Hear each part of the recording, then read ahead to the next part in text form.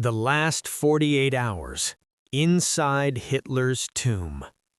The descent into darkness. April 30th, 1945. Above ground, Berlin is a symphony of screaming rockets and collapsing masonry. The thousand-year Reich has been reduced to a few square blocks of rubble. But 50 feet below the Reich Chancellery, there is a terrifying, artificial silence, broken only by the low hum of generators. General Helmuth Weidling stands at the heavy steel doors of the Führer bunker. He isn't just carrying a military report, he's carrying the death warrant of the city. To reach the man who started the world's bloodiest conflict, Weidling must pass through 3 layers of fanatical security. The air here is thick, heavy with the smell of diesel, sweat, and the damp rot of concrete built below the water table. At the first checkpoint, the Vorbunker, the seal is hermetic. 2 taps on the steel, a hiss of air. Weidling enters a world of echoes. To his left, massive air filtration systems hum, the mechanical lungs of a dying regime. To his right, the kitchen remains active, where Constanze Manziarli, Hitler's dietitian, prepares vegetarian meals for a man who has lost his appetite for everything but ruin. The living dead. The walls here are 9 feet of solid concrete, yet they cannot block out the reality of the map. In the west, the Americans and British have swallowed Munich and Hamburg. In the east, Soviet artillery, the dreaded Stalin's organs, is close enough that the bunker vibrates like a struck bell, shaking dust from the ceiling like gray snow. Weidling moves deeper, passing the quarters of Joseph Goebbels. Behind these thin walls, Magda Goebbels is tending to her 6 children. They are dressed in their finest clothes, playing games in a hallway that has become their world. They are children who will never see the sun again. As the head of Berlin's defense, Weidling is technically the city's savior. But here, rank is meaningless. Trust has evaporated. In these corridors, the SS guards watch everyone with hand on holster. A whispered word of defeatism to the wrong person is an immediate death sentence. The final threshold.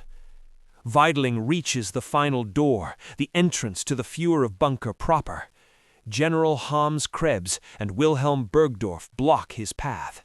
Their eyes are bloodshot. They haven't slept in days, fueled only by heavy schnapps and the desperation of men who know the noose is tightening.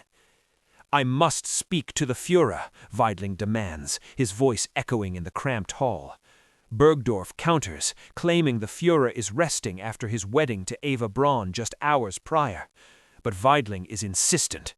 The city is in chaos. The Soviets are 500 meters away. They are at the Tiergarten. If I don't speak to him, there will be no one left to lead. Suddenly, a massive 203mm Soviet shell hits the Chancellery directly above. The bunker heaves, the lights flicker and turn a sickly yellow.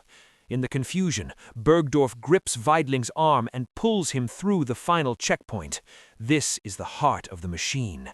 It is cramped, dimly lit, and smells of old medicine and floor wax. He passes Martin Bormann, the brown eminence, who sits in a small side room clutching a stack of telegrams, watching every officer like a hawk. The map of a ghost empire. They enter the map room. It's a tiny, claustrophobic space for a man who once dreamed of ruling the world from a capital called Germania. Hitler enters from his private study. He's only 56, but he looks 80. His back is hunched, his skin is the color of ash, and his left hand tremors so violently he must pin it against his thigh. He stares not at Weidling, but at a map of an empire that no longer exists outside of this room. Weidling delivers the grim news.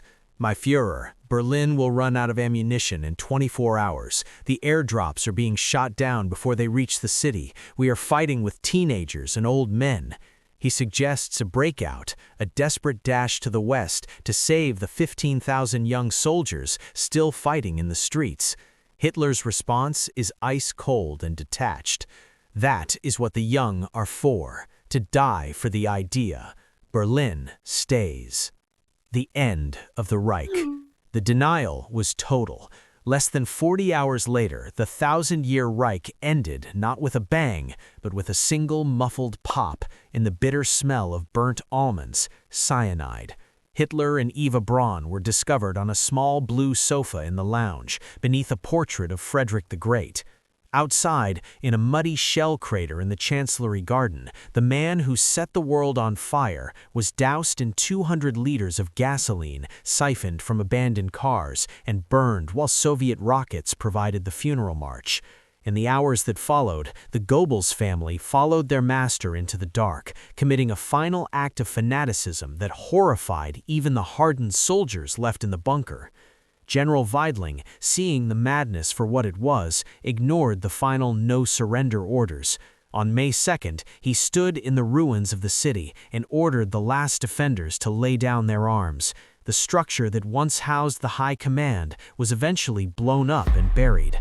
Today, if you visit the site, you won't find a museum. You'll find a mundane parking lot in a quiet residential district. The empire of hate ended in a hole in the ground, covered by asphalt and forgotten by the world.